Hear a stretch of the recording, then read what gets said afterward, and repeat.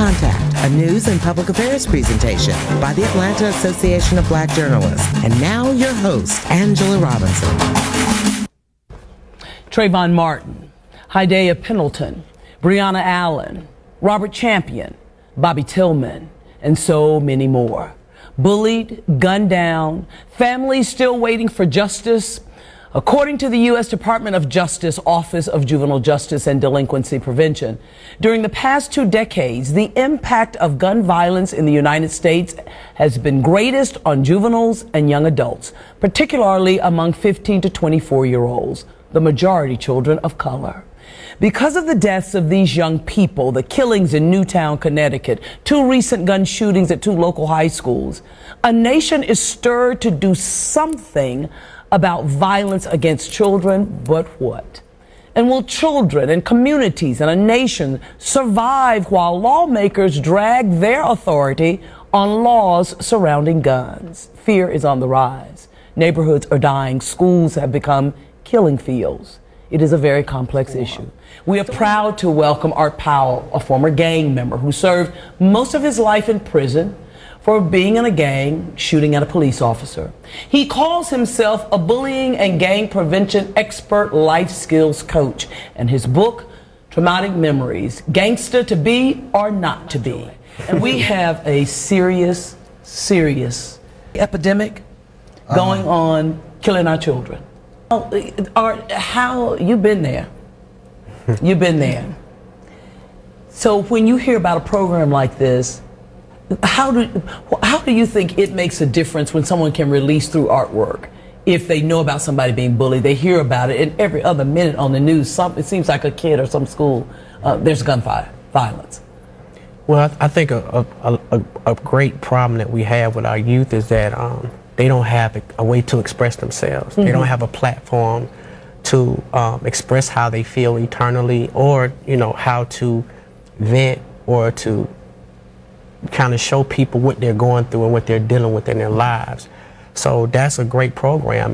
Part of what I do when I work with young people is try to give them a platform to express themselves, whether that's through role playing, like being artistic, being creative through drawing, rapping, music, or whatever. Those are things that are outlets for kids to express themselves. I think it's very instrumental. I wish I would have had programs like this, or that were available to me. I probably would have chose a different path. You think so? Right, exactly. How long were you in a gang? Wow. I started gangbanging when I was 15. 15? So, does that just start on me? Because Lieutenant, you're just not. I'm gonna let you finish. 15. Actually, no. The common age now is 11, 12 years of age. Right. Okay, hold it. Okay, go ahead. So my goodness. And the crazy thing about us now is like, it wasn't common like in 1984 when I joined the gang. Atlanta didn't want to acknowledge they had a gang problem. Yeah, because I would toss in, we did, you're right, we just didn't want to acknowledge exactly. it. Acknowledge. Exactly. Yeah. And so the gangs have revamped themselves. They've gotten high tech, and their recruiting process is beyond your imagination. And I tell parents and I tell adults all the time, you're competing with organizations that basically their buy-in to the kids was making them cross over, because back in the day it was like when gangs were formed, it was for protection and community and unity. Now it's become a fad. Right, and they can get something. Well, somebody's listening to them. Somebody's making them important. A kid becomes special if he joins a gang, so on and so forth. Right. Right, and they're recruiting online. My goodness gracious! How did you get out? It was a conscious decision I made. That's not where I wanted to live. Right. After doing 11 and a half years in prison, kind of make you look at life from a totally different perspective. And I basically was shown from my so-called friends where they stood with me as far as like being a support system that I thought, I was getting into, not it. That it wasn't it. Gangs are tools of manipulation and deception. And you got out and you lived to tell about it. Yes, how do you know when you've made an impact on a kid, Art? when I can see them transition.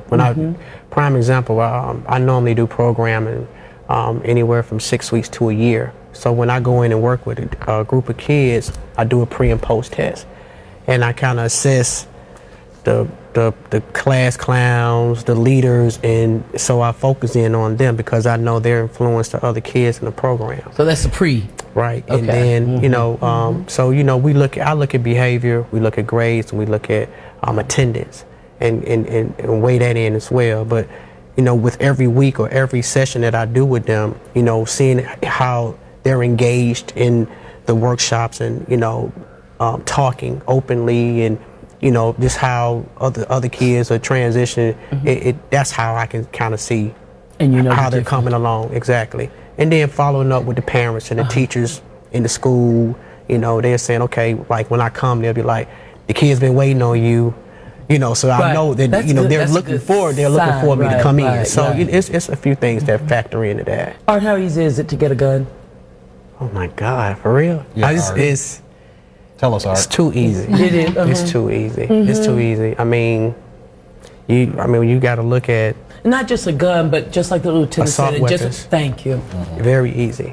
That is outrageous. How is that happening? I'm just from a personal perspective. When I was younger, and I really, because I didn't know the law, I really didn't understand, how purchasing guns was so easy. When I was 21, I used to go to pawn shops and buy rifles, mini 14s, and you can buy as many as you want to.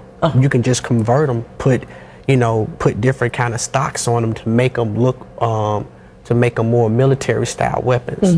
You can buy. You can accessorize them. That's what you're saying. Exactly, and also even with shotguns, you can go buy 5-10 shotguns. All you needed was a Georgia State ID. But now we're trying to enforce more background checks. Is it really gonna make a difference? But you got to look at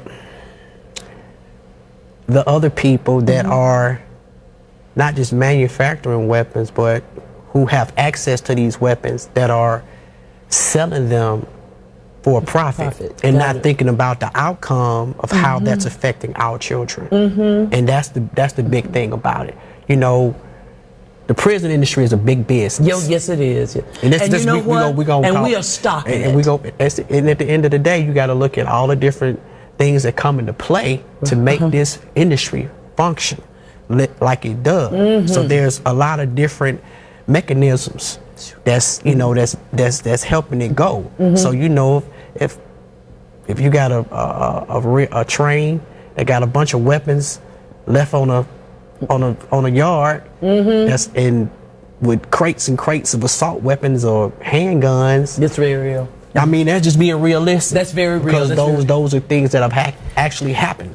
So so we already know what kind of problems are going to rise when people have that accessibility to those type of weapons and what they're going to do with those weapons once they get them in their hands. You mentioned something, and I know the foundation touches in this to a degree as we're trying to build holistic people and great citizens, but a lot of the justice institutes, and I pulled some information, the Vera Institute of Justice has been really active in looking at that violence against our youth and looking at things like school safety, mental illness, as you mentioned, mental health, and the services to families. Also, different ways the community connect, because as you say, and as we mentioned at the top, it's complex. It starts with one thing and it filters down to something else, and thus, unfortunately, sometimes we have somebody shooting up a school or whatever. So if we can, let's take one wheel in this, or one cog in this wheel. What do we need to do as everyday people, communities and citizens? I can't leave it just to Beyond Scared Straight to take kids into prison and say, look at this, it could be you. It's good work. I can't just leave it to Art. Art, you have your shirt that says Bridge the Gap. Can you give us a little summary of what that's all about? Because I know it's a conjunction of helping our young people. Right. Bridge the Gap is an organization that was started by a producer by the name of Kevin K.O. Cates. I think he sold like over 30 million copies of with the artists that he's worked with.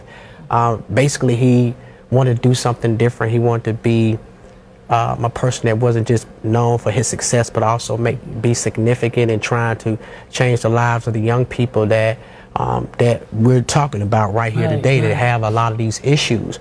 So he created a a character development curriculum that teaches kids life skills through positive hip hop music, and also meeting children where they are. Right, actually meeting and giving them tools on how to deal with their social issues. So there's a 12-week curriculum that deals with death, HIV, gangs, loving yourself, just a variety of different character traits that our kids are lacking in to try to help them cope. And it's great. It's great, you know, what we're doing in the schools and in the Boys and Girls Clubs and different organizations.